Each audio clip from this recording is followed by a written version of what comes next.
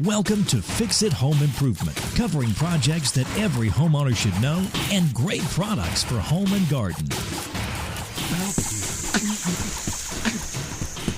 Hi, I'm JC, and this is where we share weekly home improvement tips. I'm here with my co-host, Cindy. Hello, JC. Hi, Cindy. This week we spoke to Tommy Whitehead from TomCo Solutions. He's a licensed contractor. Hi, Tommy. Cindy and I were interested in some information on hurricane doors and windows and any tips for homeowners interested in solar power. Absolutely. Well, first of all, thank you for having me on today. And I would love to help you get some information about that. So I'm a licensed contractor here in the state of Florida. And as most of you know, we frequently have high wind events, i.e. hurricanes. And so the state of Florida and the local municipalities are really pushing towards getting that protection for homeowners here, specifically impact doors and windows, hurricane resilient windows, so that if an event happens, you have protection so that you don't have to worry about putting up shutters or deal with your old windows that are suffering from age and lack of maintenance and maybe aren't up to the current standards. And is this required depending on your location? Absolutely. So in new home construction or in replacement, if you're in a coastal or a windborne area, you have to have some form of hurricane protection.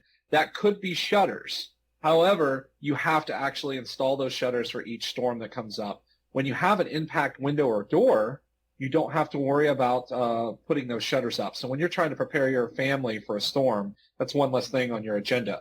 It's especially helpful for individuals with disability or elderly individuals that may not have the physical ability to put up heavy or cumbersome shutters on their windows. Yeah, that makes sense. Are hurricane doors and windows energy efficient?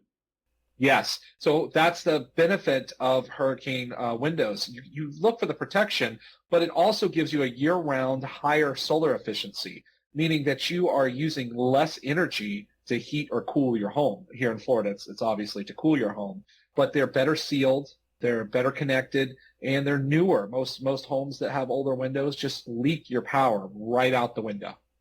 And is the homeowner doing the research for the windows and doors, or would a contractor help you decide the best products for your home?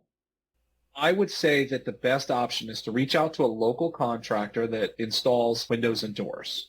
Okay. Allow them to come out and assess your home, see what type of windows you have, get a rapport with you and determine what type of product you want to install, and then allow them to do a presentation to you of what they think meets your needs.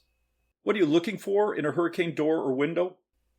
You're looking for that impact protection. So fortunately, there's laws and regulations that say that it's a minimum strength of that window. Sometimes you can go a little higher, but most of the time you're protected to winds that can go up as high as a Category 5 storm. And you can just imagine having a piece of debris launched at your window at over 100 miles an hour, and these windows will actually deflect that debris. Besides impact, what are the other features you should be comparing? Well, a couple of things that you might want to look at is you may want to look at if you want any kind of tinting or shading in the window. That further increases the solar efficiency. So maybe you have a large sunny exposure and you want to make sure that that's covered a little more so that you have less light getting in your home. If it's in a bathroom or near a pool, there may be specific standards you need to follow with your local codes for a particular type of glass that's more tempered. So if for some reason it did shatter, and the resistant windows, the hurricane windows don't shatter, but if for some reason it did shatter, then it's in smaller pieces so somebody doesn't get injured. Is there a significant cost difference between hurricane windows and energy-efficient windows? So there's not substantial differences between getting that impact-resistant hurricane window and an energy-efficient, because the hurricane impact windows are already substantially more efficient than your traditional off-the-shelf window that you might install, say, somewhere in the Midwest that doesn't have those requirements. I'd also suggest you look for how you're opening the windows. So most windows that we know about are a single hung window, meaning that you just lift the pane from the bottom to the upper position to open it. However, for certain elderly clients, I recommend doing a side slide window so that you don't have to put nearly as much effort into opening your windows because it just slides left to right. You don't have to require a lot of force or weight to lift it up. Interesting. In an emergency, is that type of window easier to get out of if you need another way out of your home? It would be a little bit easier. So when you're installing new windows, there are what are called egress requirements, meaning there needs to be a size enough so that you can actually exit the room. But if you have an existing opening, a lot of times those are grandfathered in. So if the window opening is too small to get out and you're not changing the opening size, then it wouldn't change your egress requirement. But the sliding windows, yes, they are a little easier, especially if you get one that opens wide enough to be able to evacuate your home if there was an emergency like a fire. Are there any insurance benefits to upgrading to hurricane windows and doors? Yes, so you always want to check with your insurance representative and let them know when you get impact windows because it can actually decrease your premium. There are also some financial considerations. Certain states have rebate programs if you go with energy efficient windows. And if you pair it with solar energy, if you've ever looked into getting to solar energy and you decide that you want to have your windows done at the same time, as part of the larger project, you usually can qualify for a 30% tax rebate. That's actually cash money in your hand. And the other benefit of installing solar when you're installing windows is higher efficiency windows means you need less solar panels on your roof. So if you were just going to install solar, you may need 15 panels. If you install new windows and solar, you may only need 10, 11, 12 panels, reducing your total cost on solar and still getting a 30% credit on your entire project from the federal government. So they're really making it efficient for you to go solar and increase the efficiency of your home overall. So if you're hiring a contractor, do you also want someone who's qualified to install solar, or would you be hiring two contractors? Yes, I would look for a contractor that can offer both. There are some construction companies that are emerging that can do that. For example, my company, TomCo Solutions, offers that in Florida right now, where you can come and we will give you a solar and window package to do that. Sometimes you may have to do the project with two separate vendors, depending what's available in your market. But I always recommend you starting with a licensed contractor and then going from there. Where would a homeowner start their research for solar energy? Well, I would say that you want to check in with a local contractor or solar company or trusted vendor that you might know in the area to talk to them and see if they have a solar representative or know somebody to refer you to. We actually do referrals for solar nationwide. So if you give us a call or connect with us, we can help get you off to a vendor or service provider in your area that we've worked with on a local basis, but do national deals as well. You want to make sure that they're answering all your questions, that they're able to look at your power bills and to provide written documentation on what they think that the solar efficiency is going to help for you. In most cases with solar, you pay less money for your solar payment than you do for your electric bill. It's quite incredible that you could be decreasing the cost of your electric bill and helping to save the environment. Do you need a special type of contractor for disaster renovation? Well, you want somebody that's experienced with disaster renovation. It's a little bit of a different animal when you are trying to put your home back to normal. You want a contractor, again, that's licensed. Verify their licensure. You want somebody that's experienced with working with insurance companies. Because in a typical environment, you sign a contract, make a deposit, and pay as it goes along. With an insurance environment, the payment schedules are different, the justifications are different, the way you do the work's just a little bit different to meet the needs. You want to make sure you hire a licensed contractor and that they're using licensed subcontractors for electrical, plumbing, mechanical, roofing, because insurance companies check up on these things. And if you use unlicensed individuals or handymen to try to do repairs on your home, they may invalidate your claim or cancel your policy. Interesting. If you're hiring a contractor for doors and windows, what are some of the questions you should be asking? Definitely don't want to beat a dead horse, but you want to see your license. You want to know what their license number is. You want to make sure that they are pulling the permits. Homeowners sometimes have to sign, but a homeowner should never be asked to pull a permit for somebody. The licensed professional should pull those permits. You want to ask them, how long have you been in business? How many jobs have you done? What is your deposit? What's the estimated time for repairs or for installation? Just some basic common sense questions that some people don't ask, and it really can get you in trouble if you don't know who you're working with. Make sure you're comfortable with who you're working with, and that's one of the biggest things is, do you trust or do you get a good feeling for somebody you're working with? How many companies do you recommend talking to? If you're getting windows or doors, I would compare 2 to 3 companies. Most of the time you're going to find that they're in similar ranges. But make sure when you're comparing the companies, to be fair, that you're comparing similar products. So if one company is installing a premium manufactured wood product versus somebody installing an aluminum product, they're two different types of windows and they'll cost different amounts. Same thing with color changes, sizes, or any customizations that you want. Just make sure you're comparing apples to apples to see if they are installing the product that you want and that they match, to give both companies a fair shot. Sure. What documents or things should a homeowner have available for an insurance claim or in case of a disaster? So if you know that there is an impending disaster, and in Florida we usually do know that a hurricane's coming, you want to make sure that you have a full copy of your insurance policy available, either locked in a watertight safe, or it's best to upload the full digital copy into a online storage drive that you can pull from any device, not just locally on your phone, but that you can log on to any computer anywhere and pull that documentation. And when I say full policy, I don't just mean the cover page. You really need everything to do with that policy, the full 20, 50, 100-page policy, so that you have that for reference for your adjuster and contractor if they need it. You also want to make sure when you see your house that you take many, many pictures both before and after a storm. You want to take many pictures. 1,000 pictures isn't too many. You want to take videos where possible. You want to take pictures of serial numbers on large devices. If you have jewelry or something else, make sure that your insurance agent knows about those specialty items before a storm even comes. You are typically going to be the first one that sees your home after a disaster, whether you stayed in place or you're returning to your home when the all clears happen.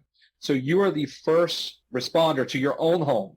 And so you want to make sure you document every bit of detail you can, because an adjuster might take weeks to get out. Your home may be dried out by the time you get there, and that they don't get to see the saltwater damage. They don't get to see the flooding that happened or the electrical sparks that were flying. You have to document, and it later helps support your claim when you're asking to be restored back to normal. Yeah, very smart. What repairs should a homeowner do before the insurance company gets out to the house? Most homeowners have a clause in their insurance documents that say that they must mitigate damage to the best of their ability. So what does that mean, mitigate damage? That means if you can get somebody in right away to start drying out the carpet or pulling up the carpet, cutting the drywall, if that means that by boarding up one window you can prevent damage, if that means by getting somebody to tarp your roof you can prevent additional damage to your home by additional leaks or water flowing in, that you're required to do that. It does not mean that you're required to repair your entire house right away, but what it does mean is you need to try to take some circumstances. If you see arcing electrical, turning off the breakers. If you see a flooded pipe, you turn off the water. You have some obligations to attempt to at least prevent any additional damage from happening to your home. If you don't take certain basic steps like that, some things that are within your control, then it's a possibility that your homeowner's insurance can decline your claim or decline some of the damages in your claim because you didn't take simple steps to try to remediate it. And the homeowner should be keeping receipts for anything they purchase or anyone they pay to protect their home.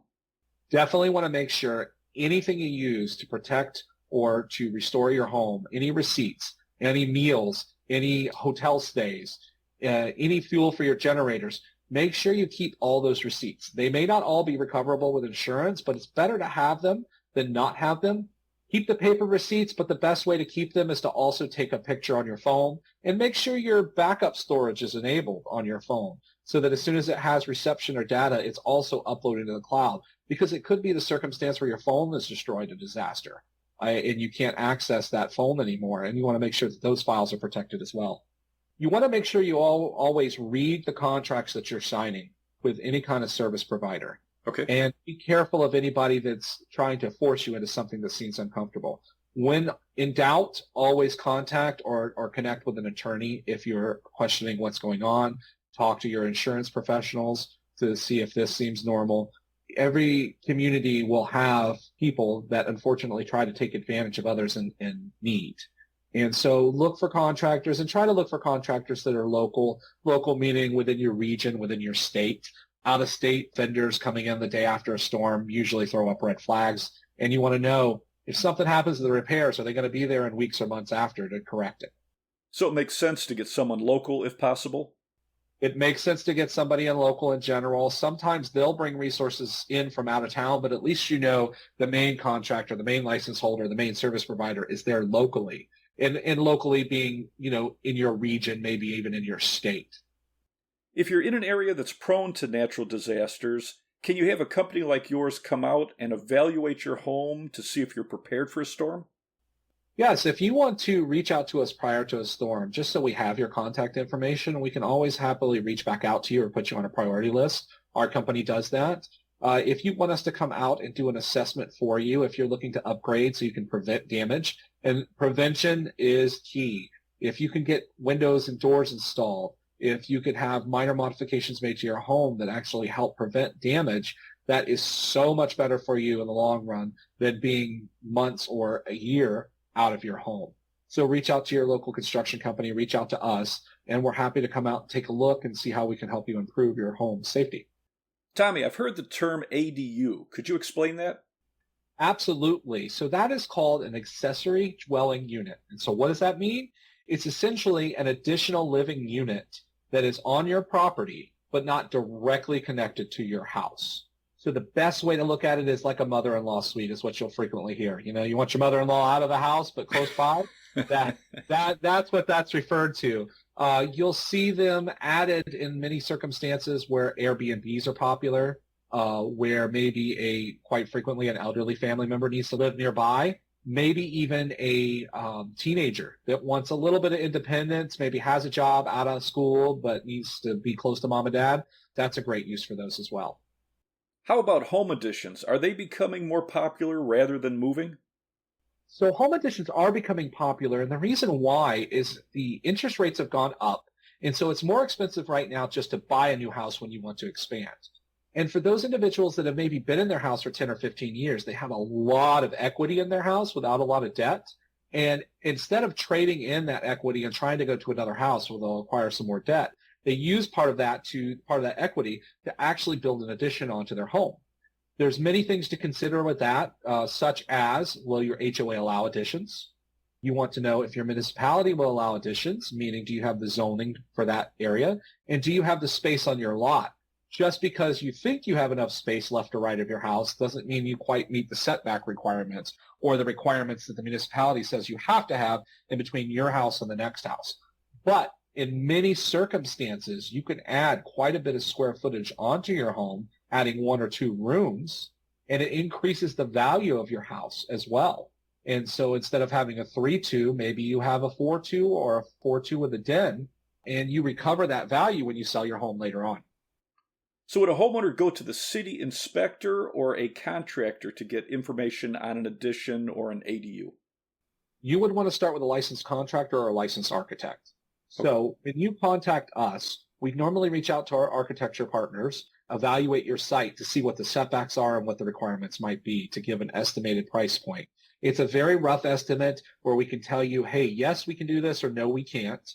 And if we can do this, before we engage architecture plans, we assume your project might run about this cost. So the very next step then is to engage an architect and pay for plans. And they actually create the plan that the municipality should approve. And that's when we can give you a complete firm estimate on the cost of adding to your home. If someone wanted to learn more about your company, where would you go? Thanks for asking. Check us out online, www.tomcosolutions.com. You can check me out personally at www.tommywhitehead.com. Connect on all the major social media outlets, especially LinkedIn at Tommy Whitehead. So would love to have you reach out to me, make a connection, and ask your construction questions. And TomCo Solutions is TomCosolutions.com. That is correct. All right. Well, I appreciate your time, Tommy. Thank you. Thank you so much for having me on your podcast today. I can't wait to hear the episode. That was a great interview. Yeah, Tommy's very knowledgeable, and you can reach out to him on his website. Great. Let's wrap this up. You can subscribe to the podcast on your favorite podcast app. If you enjoyed it, please leave us a review. You can check out our home improvement videos on our YouTube channel, Fix It Home Improvement. And you can subscribe to that as well. You can download our ebooks, Home Improvement Solutions, What Every Homeowner Should Know, books 1 through 17, and soon, book 18 on Amazon. If you enjoyed it, please leave us a 5-star rating and review. You can email us at fixitpodcast@gmail.com, and you can follow us on Instagram, Fix It Home Improvement. Thank you for listening. Talk to you next week.